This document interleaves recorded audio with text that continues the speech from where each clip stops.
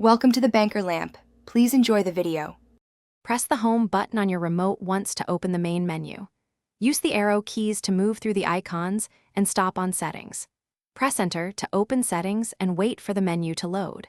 Look for Device Preferences or System in the list depending on your Sony TV model. If your TV shows apps first, scroll down to Settings at the bottom and press Enter. These steps prepare the TV for changing audio and language options quickly and clearly.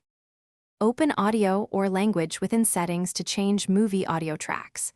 Select Audio Track or Digital Audio out depending on model and streaming app. Scroll to the list of available languages and highlight the language you want, like English or Spanish. Press Enter to confirm and return to the movie to check audio switching.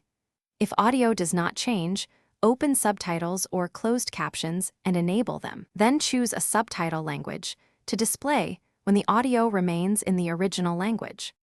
Some streaming apps like Netflix, Prime Video, or Disney Plus use in-app audio menus. While playing, press the audio or speech icon and pick your desired language. If the app menu lacks language choices, pause and reopen the app to refresh available tracks. Restart the TV if the new language does not take effect immediately after selection.